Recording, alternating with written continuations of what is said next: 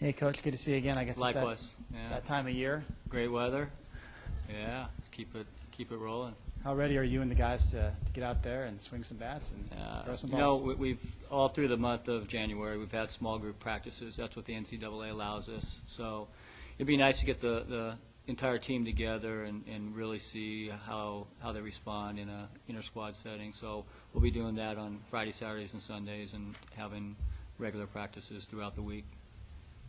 And you guys have been practicing, I guess, I don't know the rules and regulations, since the end of last season, on and off, or like through the fall? Well, in the fall, we had about 30 team practices.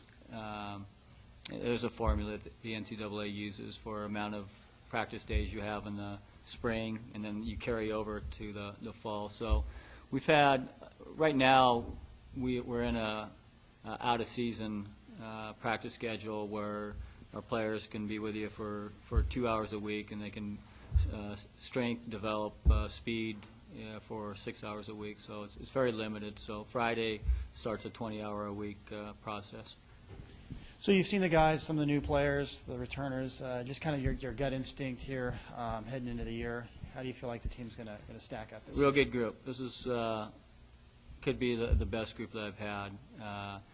I need a couple weeks to see our pitchers throw in a live game situation, inter squads, just to kind of see how they are. But we have depth, we have quality, and we know Radicke will be our Friday guy. We just need to figure out who's going to be our Saturday, Sunday guy.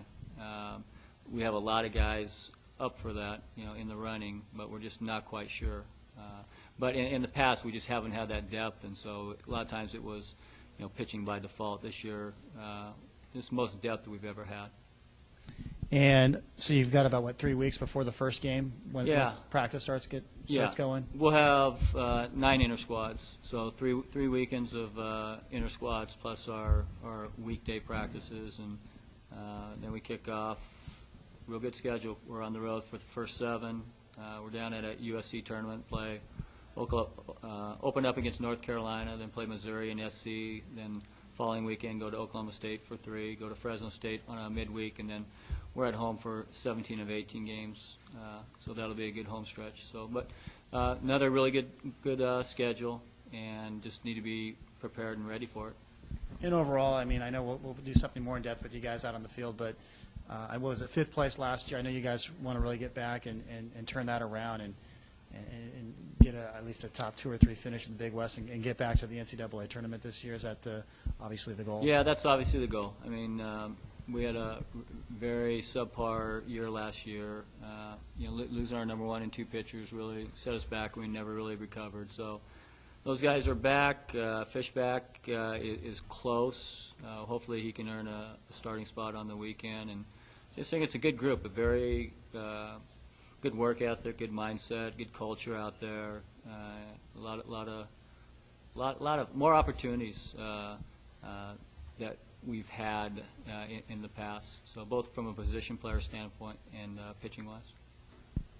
Just looking at the key returners, Jensen, Crocker, DJ, Thompson, Haniger, I mean, these are some big bats coming back. I know you mentioned the depth, but just kind of talk about the potential you see in this club, just looking on paper, the people you have back. Well, there's a good mixture from a position player standpoint with, like you mentioned, Jensen and Crocker, Haniger, 3 freshmen that will probably start in 2 different spots at first base and left field that have come in and really done well. Actually, 2 of our freshmen were basically our leading hitters in the fall.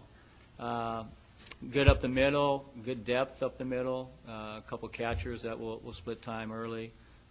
So it's a good combination. We just need to get through the early part of the season, be ready at the beginning of the season because of the quality of opponents that we're playing, and then just try to, gain some confidence and maintain that confidence throughout the course of the year and try to, play our best baseball come conference time. Thanks, Coach.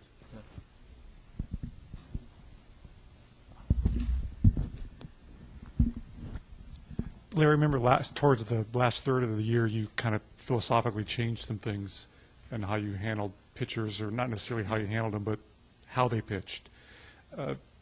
Has that kind of steamrolled or continued its way through what you can do? Yeah, last year, last 17, 19 games, we did some things differently. I got more involved on that end of the equation, but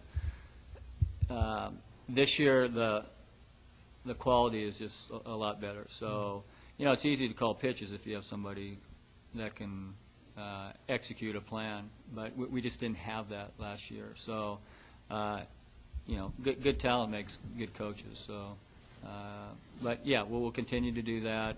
And a year under a lot of these guys' belt is very valuable, and that on-field experience that they get, they might struggle, but the good ones come out of it, much better. How have things changed without Jesse there now that you have Teddy in terms of how you run practice and what you do?